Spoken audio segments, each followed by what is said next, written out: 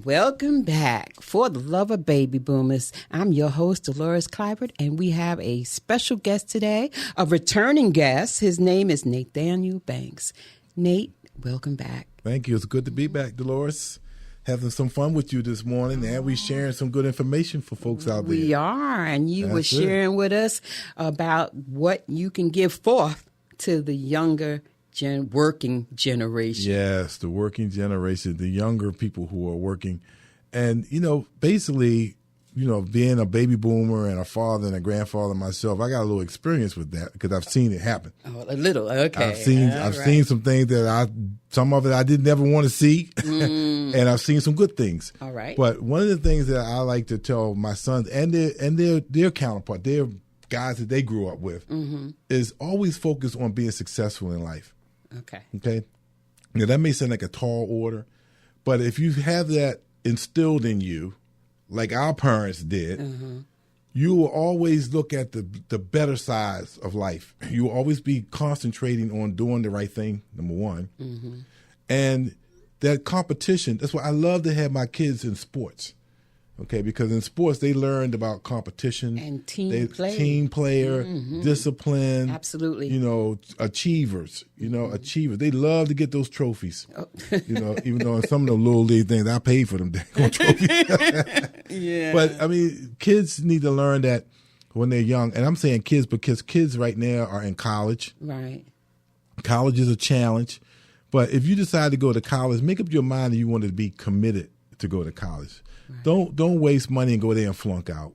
A lot of people do go to college and they don't even know what they want to go to college for, what they want to specialize in. And at this point, I must say that it's okay. It's an okay thing. And again, think outside the box. Absolutely. Okay. Right. Be creative. And that's why I've always liked mentorship programs.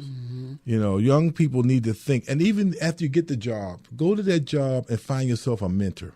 A mentor is somebody who can teach you so that you don't make the mistakes that they may have made. Exactly. Okay. And we at my church, we have a mentorship program called Boys to Men. Oh, all right. And we got little kids. There's one little kid in there. He's only like 10 years old, and we had a little conference with the young boys, the men members. And the postgraduates, the ones who are already in college. So do you link them together? We link them together. Oh, yeah. That's right. We want to put them together. We don't have any age barrier groups. You don't even know what group you are. You are Generation X or Y, Z, whatever your generation is. You're in to learn from mentors, and we take it seriously. And let's not forget, they're there to learn, but they also give. They may not know they give, but us boomers and anybody, we can learn from anybody. That's right. We can learn from anybody's. Another thing I always taught, and I like for the young people to think about, is learn how to have conversations with people. Oh, yeah, important. It's important to make eye contact when you're talking to people. I've had some young folks that you would think, teenagers, that you would think are carrying a conversation, and you're talking to them, and they're looking down at the ground. What I never forget. We had that conversation, Nate, when I first met you, and we were talking about young folks. And your you grandson, mentioned that. that's right. And then here come my grandson, who is like 15 or something like that. Yeah. And you started asking him questions. Right. I was so proud of him. Weren't you proud? Right. I was proud of him. I was proud of him because he was looking at you in the eye, and having a conversation and taking in your thoughts and what you were saying. And I was taking in his thoughts and what he was saying. You give and take.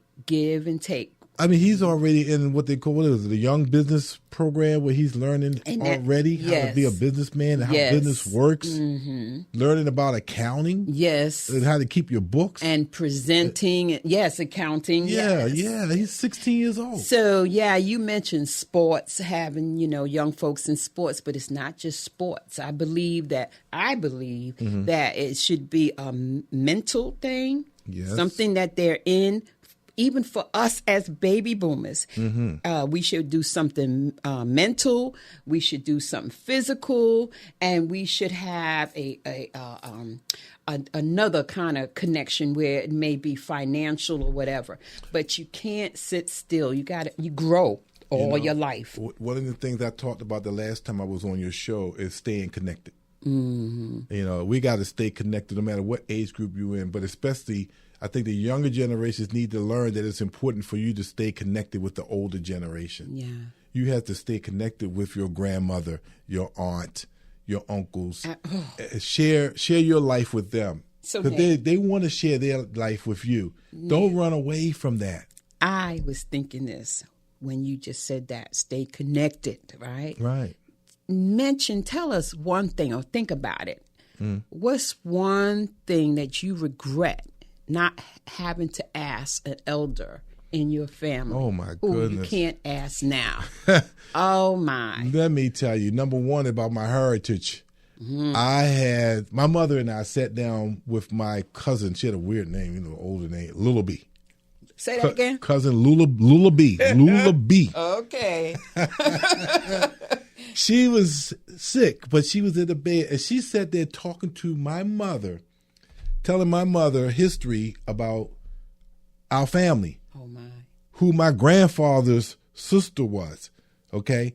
I mean, she went back to the days of sharecroppers. Oh, my, yeah. Okay, she's telling us all. I said, later in life, I said, gee, we should have had a tape recorder. Hey, amen, yes. Yes. I mean, she told me a story I'd never heard before, that my grandfather had a sister who got in that way, as they say, and they sent her up to New York. And she got in that way up in New York. Okay. And they put her on a train to send her back home to South Carolina, and they never saw her again. Oh, wow. I never heard that story before. Wow. Her name was Mary. And you didn't even know of her, huh? And my grandfather named his daughter after her. My Aunt Mary was named after her. Wow. But my grandfather never told me that story. But I'm just saying that was things that I wish I had learned and listened to when I was younger. I didn't know about sharecropping. I knew about it as I got older. Yeah, but a lot of young black kids, if you say, yeah, my great-great-grandfather was a sharecropper, they would look at you and go, what is that? Yeah. But that is a period in the blacks' lives that was kind of like us coming above age. Now we're out of slavery. Yeah, but we're still leave that behind.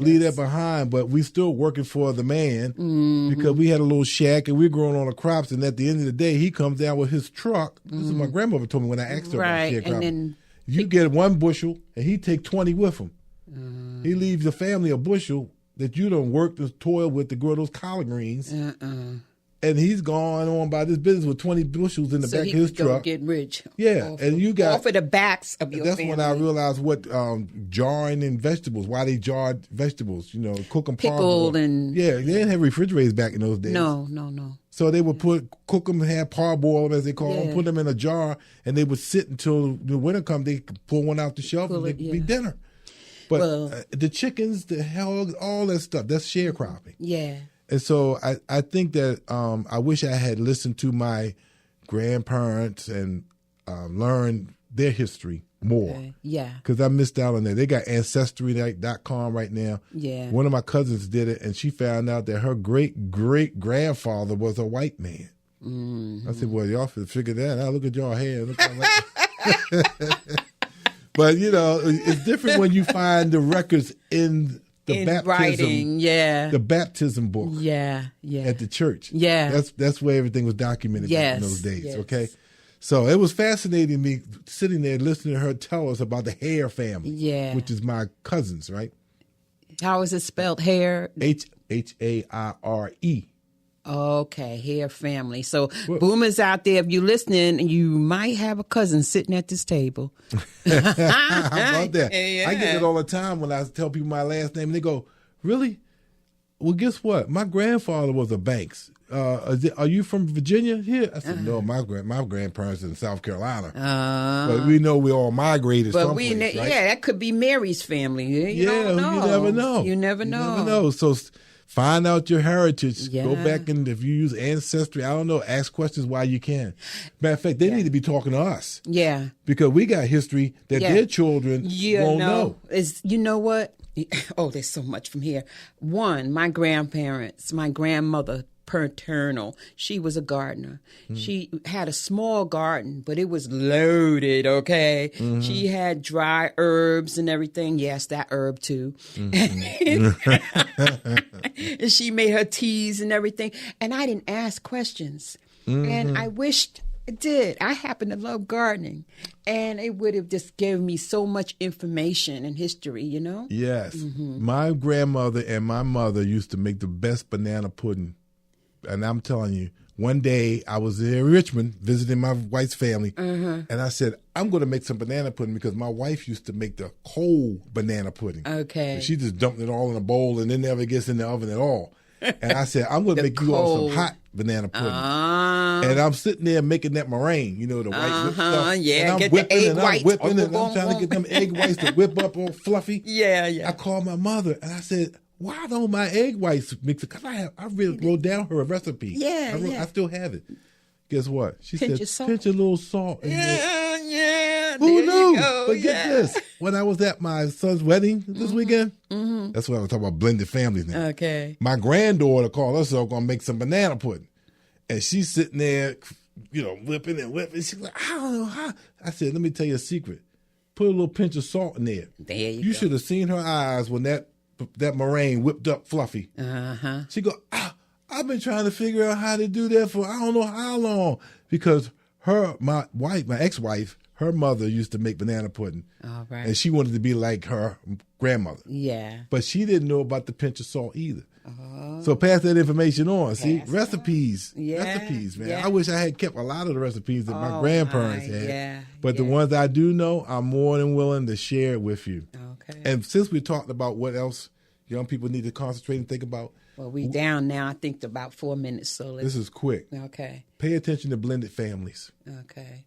Just because your mother and your father got divorced and now you got a new mother, stepmother, they call them. Remember, all of us are family now because everything you do impacts on them. Yeah, it's connections. Even though it's connections, right? Yeah. Don't shy away from the fact that you have that old term, step sister, step brother, stepmother, step grandmother. Get rid of the step. Once y'all in this blended family, you all together. Yeah. I bet you don't believe me? Go to a funeral and see who's there.